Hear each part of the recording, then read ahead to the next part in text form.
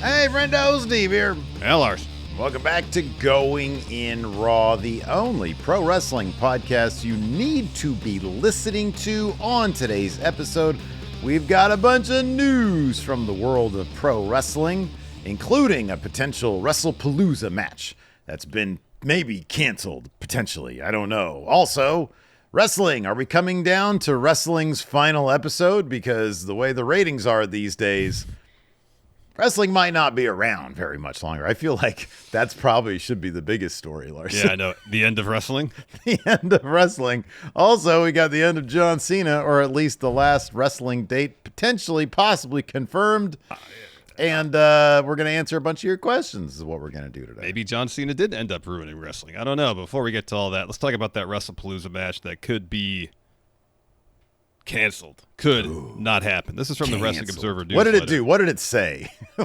What offensive thing did this wrestling match say? It seems more a scheduling issue. So, we'd all assume that Cody Rhodes versus Drew McIntyre for the WWE Undisputed title is going to happen at WrestlePalooza.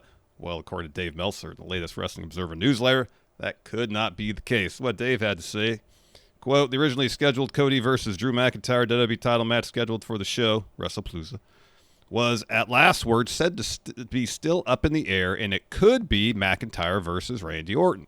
The storyline makes it look like McIntyre versus Orton has to take place before McIntyre versus Rhodes. Rhodes was advertised originally for Indianapolis, and the McIntyre match was planned from there after first being planned earlier.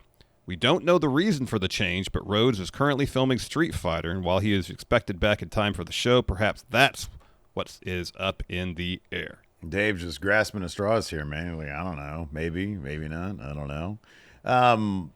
Yeah, you would think, dude, like, hey, this is WrestlePalooza. They're trying to load that card up. Load that card up. We're not going to get a Cody Rhodes match, really? I have a hard time believing we're going to go 2 pay-per-views.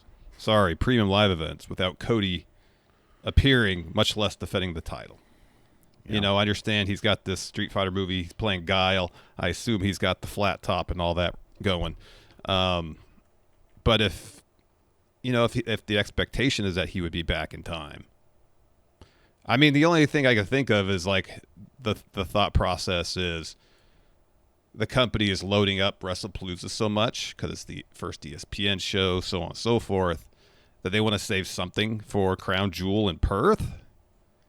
Because, I guess the risk is you load up WrestlePalooza so much, Crown Jewel could be a little thin. Nothing left. Yeah. So maybe that's what it is, and maybe it's a situation where rather than doing the match at WrestlePalooza, they do Drew versus Randy, and Cody shows up. Say Drew wins, starts beating up Randy. Cody shows up to make the save. Yeah. So Cody's still on the show. It still sets up the match at Crown Jewel, but the match itself doesn't happen until then. I could see that totally being the case. Like that actually makes a lot of sense. I don't know. I mean, the show is already loaded, I guess, to a degree, and this kind of dovetails into the next story. Look, man, I don't know if one person necessarily is such a difference maker that you can explain away like the ratings thing on Cody Rhodes' absence. Maybe because he is like kind of the A story guy, not just a story, but the A story guy. Yeah, he's the dude right now. He's the guy. He's the dude. And so I would think if they had access to a Cody Rhodes match for Palooza, they would do a Cody Rhodes match and then try to do another one at Crown Jewel Perth, because I feel like they're kind of just going from event to event trying to load everything up. Mm-hmm. And then, later on, we're talking about Brock Lesnar's deal. They got him for a deal. Send Brock Lesnar to Perth as well if you want to try to load that show up as well. They have enough popular pieces to load up pretty much every show they have. With the exception of, like, I guess Roman Reigns. He's probably going to be out for a while. Yeah, did you see the movie too? Do you see he's shooting the movie? He's shooting the movie. Did you see the poster for the movie, for the Street Fighter movie? I did not see the poster for the movie. It's really stupid, and I understand what they're doing. It's so okay. Remember in Street Fighter how like when you choose your player, there'd be the video game Yeah, map yeah. of the world. Well, they have that video game map of the world, and then underneath it, they've got like, the cast in like the way they would have the fighters, but the faces are like digitized. Oh yeah, I see that now. You see it. It's like the most fan created shit that Yeah. I've ever seen. I'm like, usually like these movie studios, they can come up with a clever twist on an idea as opposed to just trying to completely and totally like literally recreate the thing, and it just looks cheesy as fuck. I don't know. It's just the aesthetics guy in me. I'm like, this is just horribly designed. They probably market grouped that and Focus grouped it, yeah. focus grouped it, yeah, and found that it, people love their nostalgia, and that made people nostalgia for the Street Fighter franchise. That could be. I was, I always sucked at, and maybe that's just me. I sucked at the fighting games. I was horrible. I was like, oh, I want to get I want to get some cool fatalities in Mortal Kombat, and I never could. Yeah, I never could either. I never took the time to learn how to do the stick and button combos. My hands would always hurt. Yeah, by the end played enough. By the end of getting my ass whooped, I was put off by that. It was all a jab, block, jab, kick, jab, jab. I'd try to get sneaky and go low with a kick, but I'd try it 10 times in a row. And they just jump over it, and eventually, fatality on Steve. Yeah. So yeah, I don't know. You know what? Drew McIntyre versus Randy Orton. You would think that if they're setting up McIntyre versus Cody Rhodes, that McIntyre would get the win here. Oh, he'd have to.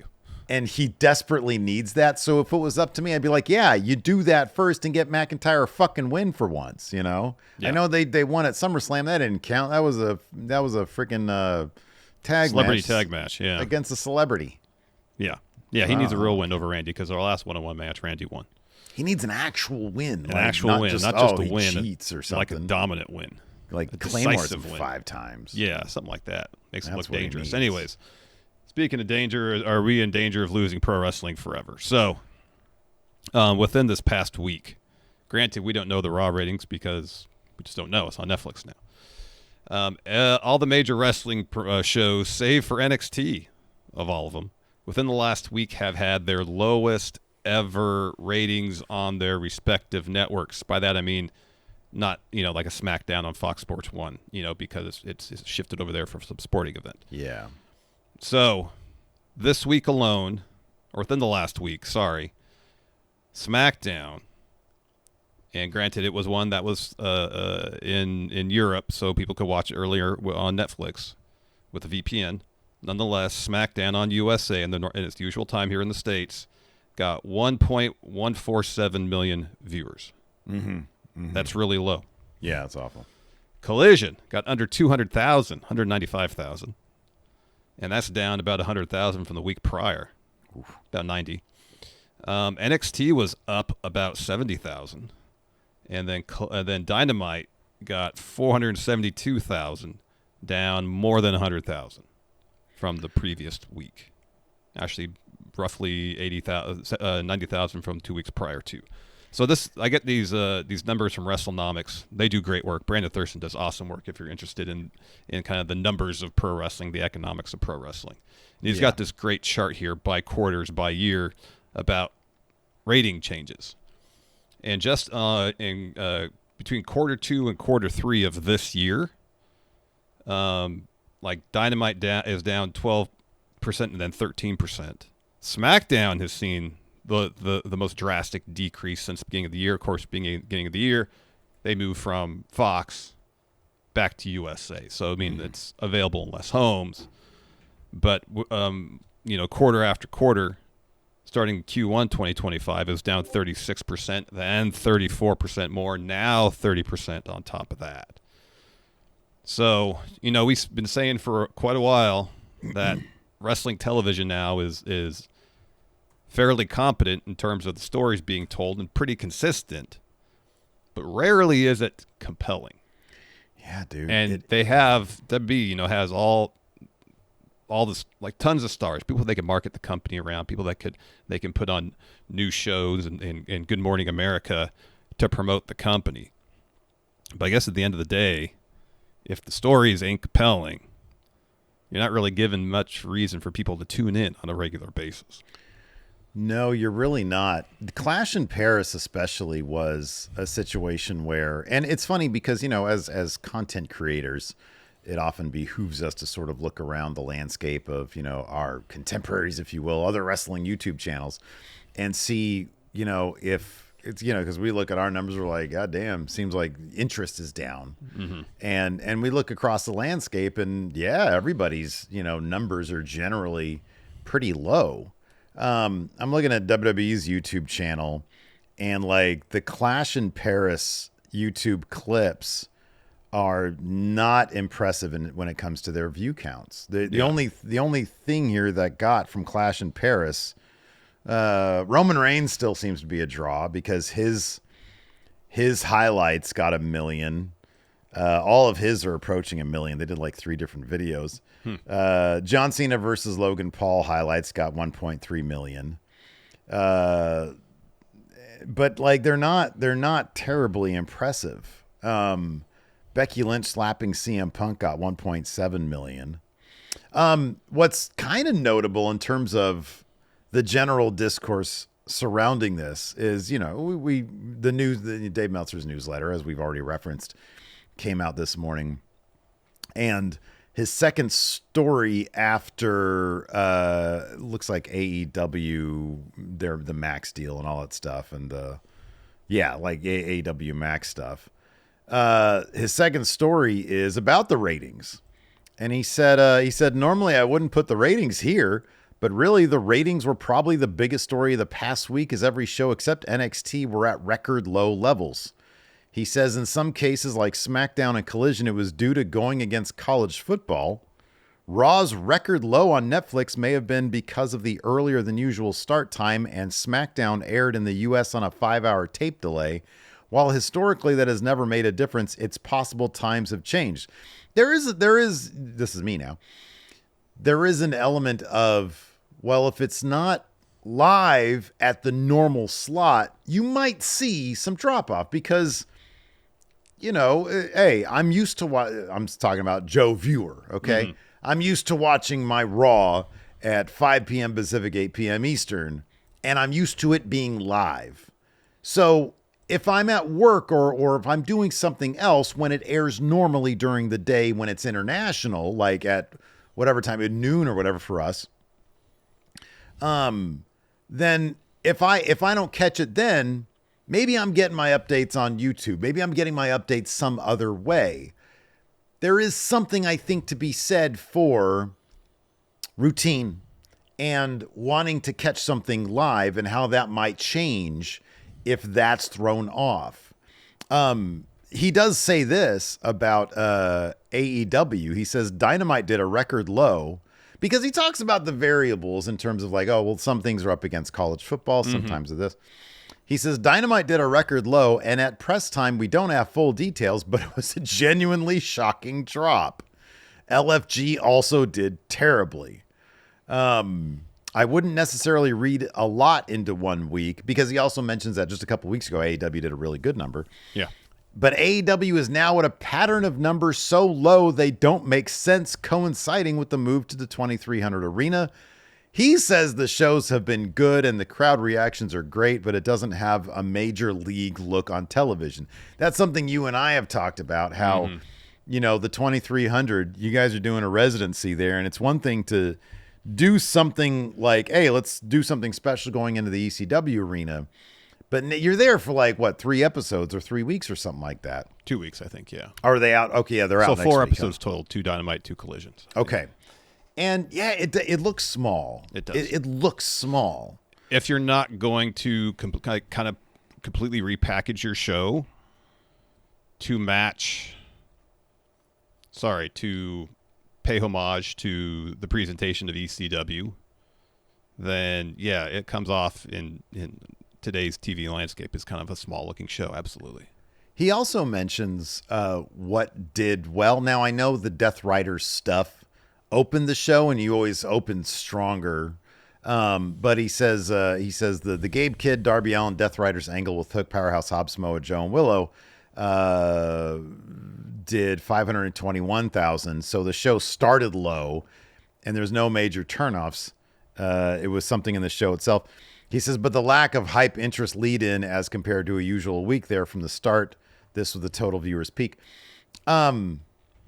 Just in general, though, do you think there's something to be said for good guy chasing dominant bad guy faction in adding some interest to the show now that Hangman has done the thing? I've said, hey, All Out's coming up. It's kind of like their Backlash. It's like,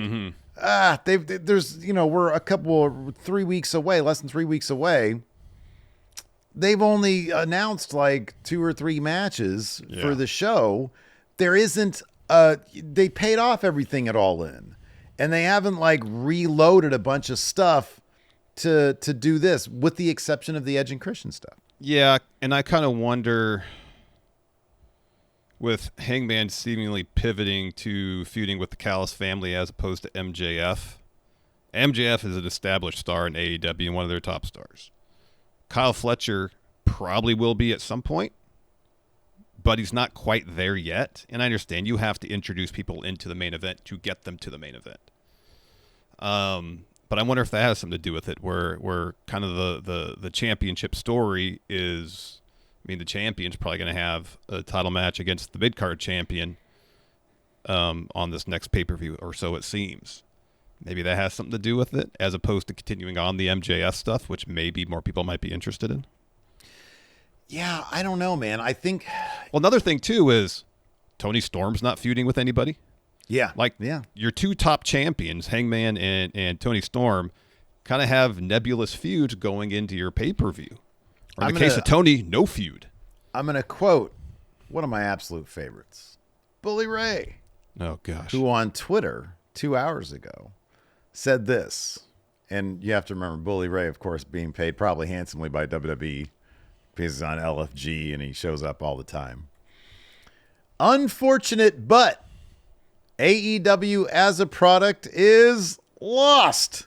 There's certainly some bright spots, talent, but as a company lacks definitive direction. It is what it is, a company owned and operated by a fan with lots of money.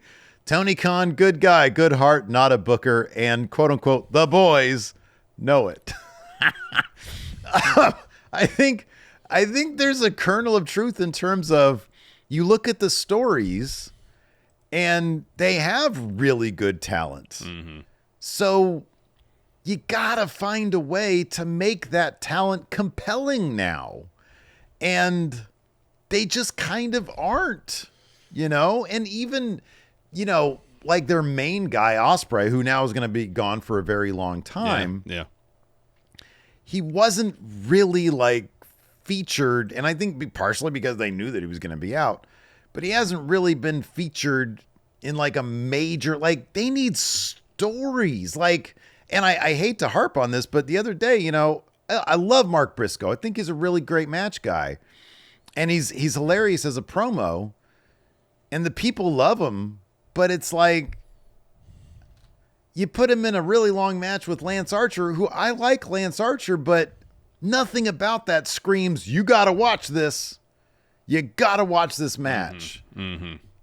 And so like, I was on my phone a little bit. Hey, I know how the match is going to end up, and it's going to be a 20-minute match or a 15-minute match or something like that. And it's like, I get, wanting to put your... you can't mortgage your entire company on one aspect, one ingredient in the recipe of pro wrestling. You got to have some of that story shit. You got to have the big soap opera bullshit moments like we've seen with AEW. When we're on the 2-year anniversary of Hangman, or 1-year anniversary of Hangman burning down Swerve's house. That was a great soap opera moment. You can't run away from that shit. Mm-hmm. You got to continually come up with big soap opera bullshit moments if you want people to keep tuning into your shit so you get the next big TV deal 4 years from now. Mm-hmm. You got to indulge in that stuff. And I know that shit is not easy. And by the way, the other guys ain't giving us much of that either. Nope. The company thing is about supposed to specialize in it, no less, The thing about the other guys is that they have built up the equity with the fan base to pack those arenas with exorbitant ticket prices, and people will still pay them. So they can sit there and be like, yeah, the ratings are down, but look at the crowds. Yeah. We're doing record gates every time out. We beat Taylor Swift. So like they've got a little bit more breathing room there. Oh yeah. AEW's got to be they got to reload those stories. I always look back at WWE in 1997, WWF in 1997. They are up against the hottest story that modern wrestling had seen, the NWO. And they had the Ringmaster, Rocky Maivia, Hunter Hearst Helmsley. Fake Diesel. They had fake Diesel in a red mask. And my God, thanks to some innovation in production and adding a sense of urgency to their characters and their product, they brought it. They turned things around, yeah. They turned things around with but until Austin 316, I wouldn't have known if I had been watching live at the time. You look at Austin stuff, when he was the Ringmaster, you don't see it. He becomes Stone Cold Steve Austin. It's like, oh my God, this guy just turned into a brand new character. And this is a much, much different situation. But you look at Kyle Fletcher before he became what he is now, and it's like, man, I don't know about this guy. But then he gets that new persona, and I'm not saying that guy's Stone Cold Steve Austin, but I'm saying you can make those necessary changes, but you need some stories, man. You need some stories to get these characters to do shit that people want to tune into. And that's what AEW, that's what they need. But WWE, they're not busting anything out that's all that terribly compelling either. Nope. They're just not. Like, you had the whole Bloodline stuff, and you and I have harped about the vision, and you see this take everywhere. Raw ends and starts and ends the same way with the vision. Yep. Now, where is the character building between the dynamics between the characters that get people to tune in? Yep. And like they did with the Bloodline. Oh, damn.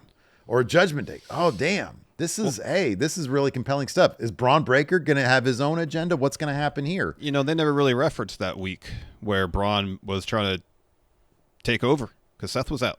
He was trying to assume the leadership void. I think and maybe it's the nature of the schedule they're trying to do. WWE thinks the story is building to a match or a series of matches. And once those series, which is, I guess that's traditional pro wrestling storytelling. But if you look at what worked with the Bloodline, it was less about building to the match and more building up the tension between the characters.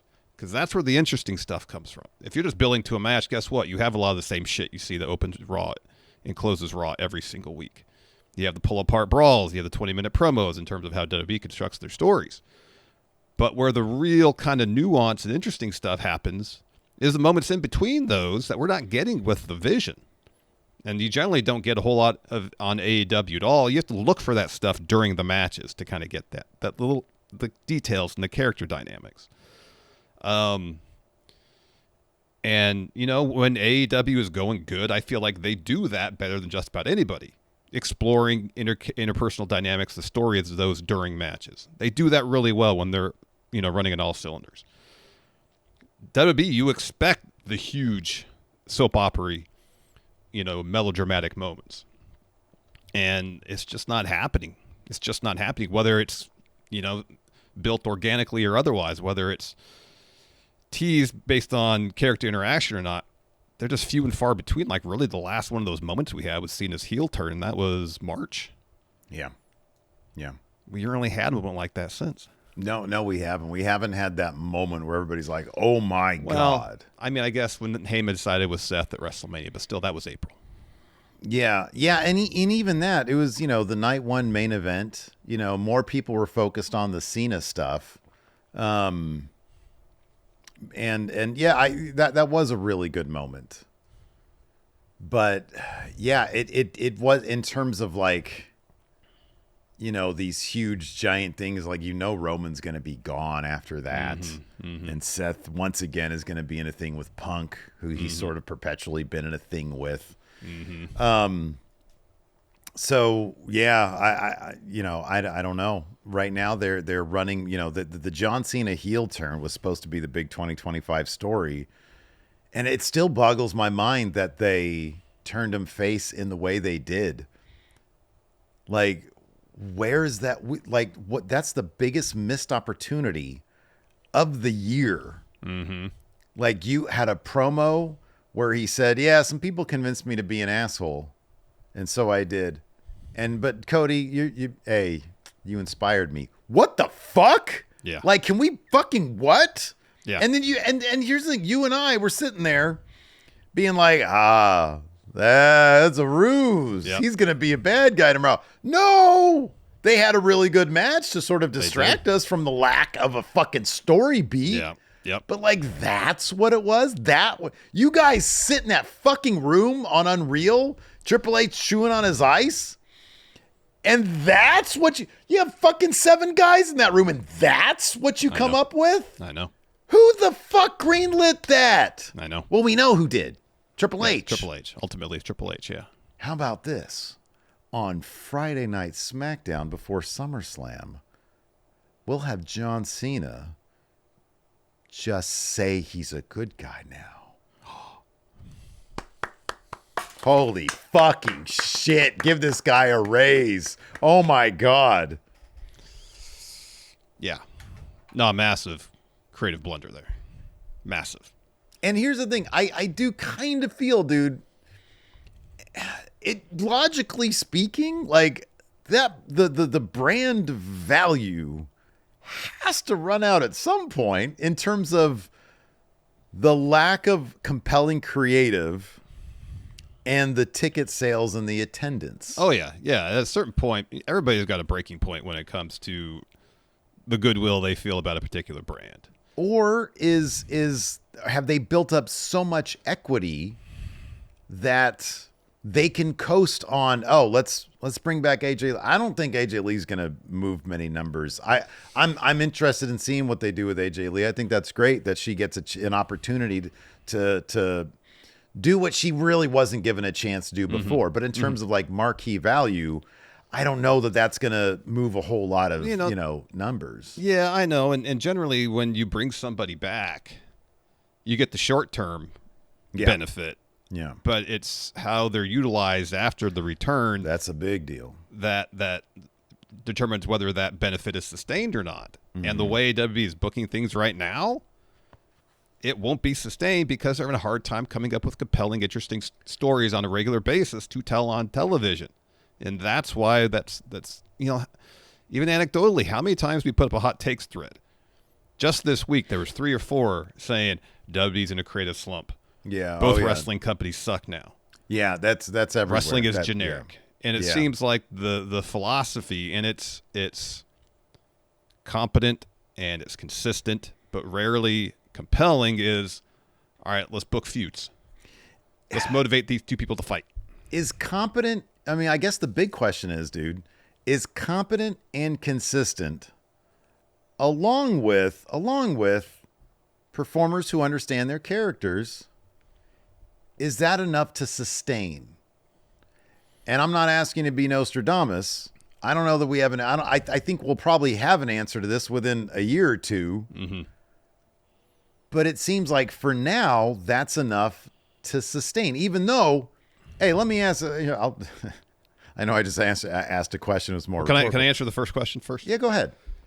I think when it comes to WWE fans, at least, competent, consistent is such an improvement over what was going on. That's a good point. That they're cool with it for now. That's a good point. And if it comes to the point where you get to the monotony of consistency and competency, where every week, kind of like it is on Raw, kind of feels copy and paste, then it doesn't have to be bad. If it's just kind of uninteresting, people are going to tune out. They'll watch the clips on YouTube of the exciting stuff rather than sitting through the whole 2.5-hour show. Anyway, second question. The second question is one that I forgot right now. Oh. So, no, I was gonna say this. If Saturday night's main event we need to talk about the ratings for those shows. Was such an overwhelming success, why did they move it just to Peacock? Yeah. You know what I mean? Like, Yeah. doesn't that indicate there are cracks? Yeah, There absolutely. are cracks in this stuff. And, we're talking about the ratings right now, but I wonder when is the attendance and the crowd pops big for these people. When is that going to make more sense and line up with the ratings? I guess that's the thing, because you can't ignore the attendance thing. You can't. You can't ignore the numbers they're getting, plus the ticket prices they seem to be selling these tickets at, which are astronomical. Yeah. And I wonder, to an extent, if part of it is there's enough about WWE's product that's unique to the live experience. Sure. For example, when we're watching on TV, when Jey Uso does the Yeet Encore, like, all right, come on. Live crowd eats that shit up. They love it. It's a huge communal participatory thing. They eat it up. Mm-hmm. If there's enough of that, people are like, I want to go do that. Mm-hmm. I want to be a part of this. Yeah.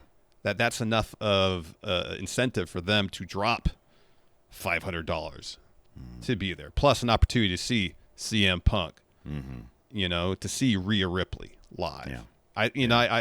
WWE is getting by so much on their characters right now, as opposed to anything they're doing in terms of the stories they're telling. Yeah. They have so many good, compelling characters that it's a shame they don't have stories that to match those compelling characters. Yeah. Yeah, no, absolutely. Anyways, we'd like to know your thoughts about this. Let us know in the comments below. Are you still into the product? Are you still into it all? The thing that you got to disagree with the Bully Ray thing is, like, I don't think simply a fan with money would be able to sell 120,000 pay-per-views. I think, and they've been around now for 6 years. Yeah.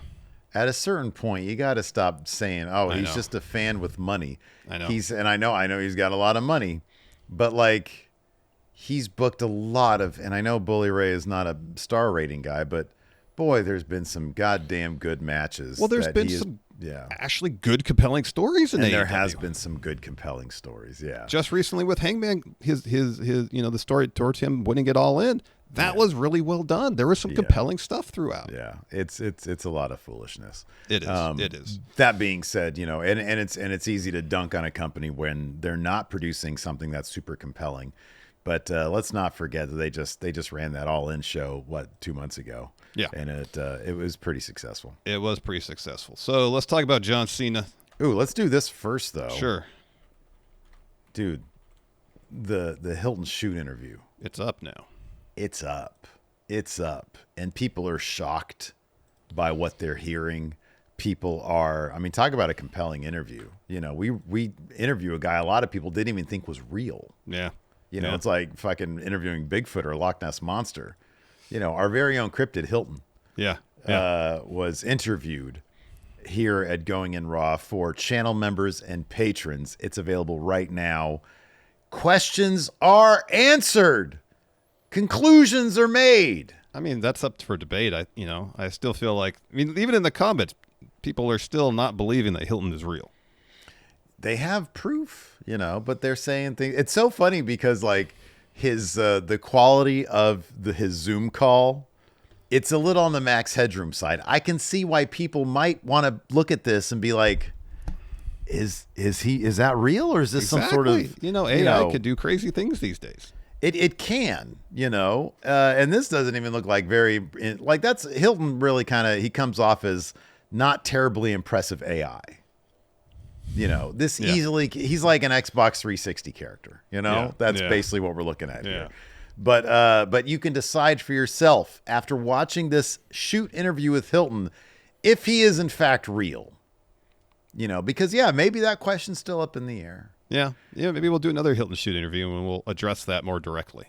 If we do one in person, I think that would probably put to rest. If we're able to do one in person, that would probably put to rest the question. But you can make more of a determination of your own by checking us out. Clicking the join button here at YouTube. Yeah. Or going to patreon.com/Steve and Larson. You can check out the Hilton Shoot interview right now. Yep. It's available. Also, our question threads for recap episodes and the big September predictions challenge. I meant to get the picture of the shirt up today, but I don't have it with me, Larson. So we'll have to save that for Monday.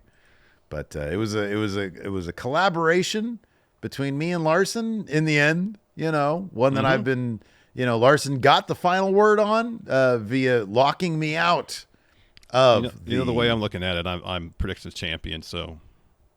In this instance, I feel justified. Okay. It'd be kind of interesting then if you repeat. I know. The shirt becomes then kind of like a misnomer because then you would be the guy to dethrone yourself. Yeah. According to the shirt anyway. Yeah, exactly. And it'd be kind of a moot point at that juncture. Yeah, the predictions challenge I think starts on September 12th. We haven't even confirmed that Cody Miles is going to give us a Worlds Collide predictions. This is what I'll do. I'll unlock it, and then I'll change what's there and just spray paint over it, Larson wins again. Oh, that's good. Okay, in like neon green or something so that it stands out from the... Yeah, that's good. There we go. Anyways, let's talk John Cena. John Felix Anthony Cena. He's got about 8 dates left, I think, if I counted this correctly. So WWE announced those dates and the locations for most of them. Of course, John Cena's on his retirement tour. They are as follows. Tonight, September 5th, SmackDown. This is his last SmackDown ever in Chicago. And then we got Monday, September 15th. That's a Raw. We got WrestlePalooza on the 20th. In November, there's a Raw in Boston. That's his last Boston date. John Cena in Boston. Following week on Raw, it's in New York City at Madison Square Garden.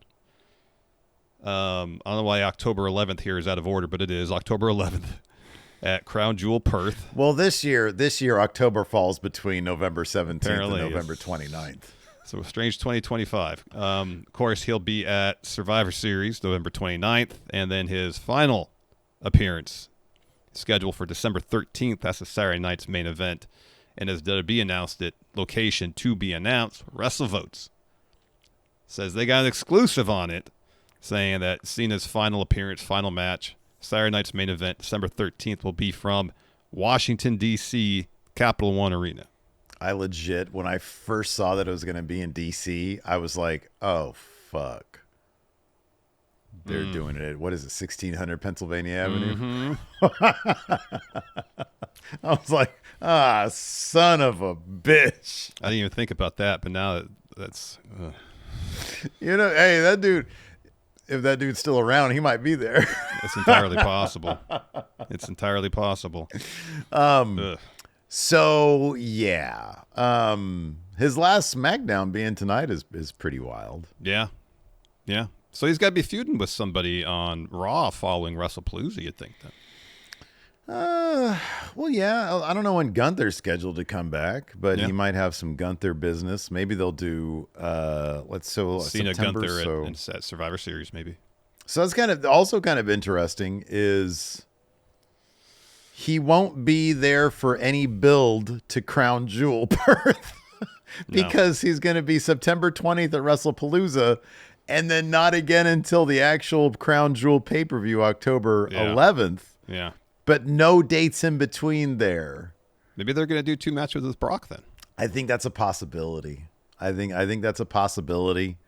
I mean, I guess you could just say the thing, hey, he's going to be, maybe it's going to be, maybe be AJ Styles, because like you don't need a build for that. You just do the match. Just do the match. People will be hyped for it. They should do a mystery vortex just for his match. Maybe that's the idea they're going to do with Crown Jewel. Mm-hmm. Oh, I love that mystery vortex show. I'd love them to do that. That'd be great. We got no longer a mystery about the details of Brock Lesnar's new WWE deal. This is from the Wrestling Observer newsletter. Dave said the following: a correction regarding Brock Lesnar. Lesnar actually just signed a new contract to return. He was getting paid on his prior contract long after they stopped using him, but that deal did expire, and he actually was a free agent for months until a new deal was signed. They couldn't extend the prior deal due to injury like the others because he wasn't injured, and it was their choice not to use him. I think Heyman, he was being very Paul Heyman on the Helwani show a couple of weeks back, or right after Brock came back. And I thought he said something along the lines of he signed a new deal, but he was being very cagey, Heyman-esque, and Yeah. you can't really trust much out of his mouth anyways. So, yeah, I mean, I'd be kind of surprised if we saw Lesnar more than 3 times a year. That's what I was going to say, too. Mania. Yeah. SummerSlam. And then a Saudi show, maybe. Something like that. So, yeah, I mean, at some point, what is Lesnar? He's like our age, isn't he? Maybe a little bit younger? He's in his late 40s. Yeah. Wrestling his style of wrestling, which is a lot of milling about, meandering. Doing this. And he still looks phenomenal. He still looks like a fucking big jack dude. Yeah. You gotta wonder if as this lawsuit progresses and it reaches the discovery phase, which I don't know, maybe it's in now. It's not. I have no idea. Yeah, I don't know either. But if more stuff comes out, they could put him on ice again. I don't know. Yeah, it's possible. Don't know. I guess they reserve that right. All right, you want to answer some questions, Steve? Yeah, let's answer some questions. This is a great. I thought that was what a wonderful conversation about the end of wrestling that we had. I thought that was very That was solid. Lively. A great question here from Nate Cruz. Yeah. This is great. It says 5v5 Survivor Series elimination style match, except it's any 2 basketball teams from any time in history. Who do you guys pick? The first choice is easy. Showtime Lakers. Bad Boy Pistons. Yeah, that's good. Oh, that's good. Bad Boy Pistons. I'd love to see. I'd love to see them just beat the shit out of like the 14-15 fucking Golden State Warriors. Really? Yeah. Oh yeah. Just they all team up on Draymond. Beat the shit out of them. Some of the '90s New York Knicks teams would be good choices too, with Anthony Mason. I mean, how do you not put? Yeah, Anthony Mason. Yeah. John Starks. Yeah. What year was Charles Oakley? Wasn't Oakley with the Bulls? Oh yeah, Oakley was on the Knicks too. Yeah. He was on the Knicks. Yeah. Yeah. Wasn't he on the Bulls one year? He was in the Bulls before that. Yeah. Yeah. Wasn't he like in the first championship team or like the? No, first... he had left before then, I believe. He had left before then. Yeah, okay. He was on the Bulls in the late '80s for sure. When they got their first title, I believe. Oh, okay. Because by that point, Horace Grant was a power forward for the Bulls. Oh, dude. What about the Malice at the Palace Pacers? That's a good choice, too. Yeah. Man, imagine, that Pacer team against the Bad Boy Pistons. Yeah. Even the 04 Pistons against the Bad Boy Pistons. Mm-hmm. That could be fun. Ben Wallace mixing it up. Mm-hmm. Yeah, some good choices there. Obviously, I don't know what the rest of the makeup of the team was, but the Kermit Washington I was just Rockets. About to say that, too. Yeah. Oh man, that was a shoot situation right there. That's a rough. Ooh, that's a rough video clip to watch there. Look, this is the one lesson that I've really learned from being on Reddit more, because I've somehow ended up following. It was just like sort of like a street fights video, like it's just people recording street fights. People never ever get into a street fight on concrete. No. Find a patch of grass. Well, just don't get into a street fight. Well, no, that's good. But sometimes you might find yourself in one. Maneuver your way towards the grass because there's no way it ends good. Yeah, usually someone bashes their head on the concrete. Yeah. Right. So if you manage to like even push the guy over, he hits his head on the concrete, you're donezo. Yep. You're going to the big house, right? Yep. If he pushes you, you're donezo. And he's donezo. Mm-hmm. There's no winner there. No. Get on grass, then it's a gentleman's fight. Hey, you push somebody over. Oh, my head hits the grass. I'm okay. Yeah. Yeah, no, I understand that completely. Find some grass. Yeah. Miko here says, for Steve, off the show, whenever you're using his name to get his attention or just referring to him, do you call Larson? Well, you answer the question. You do, yeah. For you and Hilton, I never, and it kind of weirds me out. Whenever you would introduce yourself as your shoot first name, I'm like, man, that ain't your name. It's weird for me to hear it. Yeah, I hear it so rarely. That's crazy for me to know that. Like, your shoot first name is not kind of how you identify. It's not what you identify as. So I don't know. That was because I bleeped out that this Hilton wild card. Did you go and watch that moment? I experienced it. I didn't need to watch it. Well, okay, no, but I protected kayfabe. I appreciate that. Yeah. You know, my dad did that. Yeah. You know, and he's no longer with us. So you know that danger is gone now. You know, gotta wait. My dad will break kayfabe when we're all in heaven watching wrestling together, and that's when it'll happen. But now we got this wild card out here. Yeah, no. We got Hilton out there breaking kayfabe on the name. Yeah. But no, I never do. I can't tell you the last time. I don't, dude. I think it was. It's been, gosh. Because sometimes like decades? Magnum does. Sometimes Magnum does, and I'm like, that you're not. That's weird for you to break kayfabe like that. Yeah, no, it's weird. It is weird.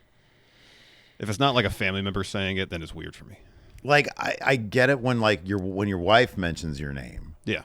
I'm like, okay, it'd be weird if she called you Larson exclusively, yes. Yeah, that'd be weird. That would be weird. Let's see. If my parents started to, or my brother. It's kind of like a Bajoran thing. In Star Trek, they do the flippy name. And I think Japan they do the flippy name too. Yeah, the family name first. Yeah, last name is for us. Last name is first. Yeah. Yeah. Greg Morris says, "Who wins in a fight? 10 Xenomorphs, the Predator, RoboCop, or Terminator?" It's the Xenomorphs. There's 10 of them. It ain't RoboCop. RoboCop is the guy eating the pin. Yeah, probably. I hate saying that, but like I feel like it's 10 Xenomorphs, or the Predator. The Predator could be invisible. I'm sorry, 10 Xenomorphs versus 1 Predator and 1 Terminator? And 1 RoboCop. Yeah, it's the Xenomorphs. 10? Like, dude, make it even. Like, just 1 Xenomorph. Yeah, no, I don't know why it's 10. Why is it 10? I don't know. Lucas says, what other actual wrestling couple should create a faction around them like Seth and Becky, Montez and Bianca? Mm-hmm. That was the answer I was going to give, too. Alex Foster says, instead of AJ Lee, who would be the worst person to back up CM Punk? Britt Baker. I don't know why. I just find that answer funny. Nothing against Britt Baker. I like her. Meowing says, longtime caller, first time listener. Do you both believe the 2002 Western Conference Finals between the Kings and Lakers was rigged? I don't think it was rigged by the league. I think that I do think that it, because the nature of Tim Donaghy, I believe that it was not a fairly contested basketball game. Game 6, on the other hand, when you look at how many fucking free throws the Kings missed, I think in like game 6, you can't miss that many free throws and expect to win a game. Yeah. You can't. And so if Robert Horry doesn't make that shot, completely different series. Yeah, absolutely. But that being said, yeah, I do think Tim Donaghy compromised the integrity of the series. But I don't think it was like the NBA rigging it. And I don't think Tim Donaghy rigged it. I just think you have to question the integrity of that game, of that series. Creamy Beef Tips here says, could Braun Breaker be the MJF of WWE? He reminds me of MJF when he gets on the mic. Braun doesn't talk nearly as much as MJF does. Boy, yeah, I don't know about that one. I don't see it. Myth Trainer AC says, what wrestler would you like to see in a kayfabe sitcom show about? There's like 2 questions and 1 question here. He said, what wrestler would you like to see in an kayfabe sitcom show about? So I think it's like, what wrestler would you like to see in a sitcom, and what sitcom would it be about? Oh, wow.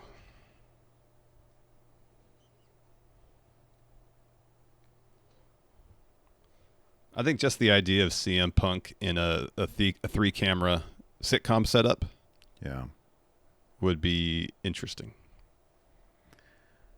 I'd like to see Braun Breaker in a reboot of Coach. Okay. where he's got his mentor played by Craig T. Nelson. Is he still with? I think Craig T. Nelson's still with us. Don't remember. And Braun Breaker is going to be a high school coach.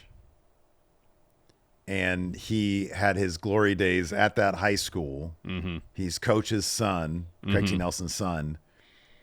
Although I know that was a college deal. But now they're at a high school. Yeah. You know, blew out his knees or whatever. Yeah. I think Braun Breaker could pull off comedy. This is what I want to see from Punk. One day he wakes up and Larry can talk. Did they put peanut butter in Larry's mouth? Yeah. I remember Gypsy used to just look at me in the eyes and go, like, are you always bite on the peanut butter? Do you are you sad right now? Or It's no? probably a great flavor experience, but it's probably miserable every other way.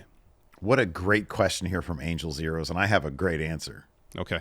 Who in WWE should get a clone the way Hologram has clone? My answer is easy. Axiom.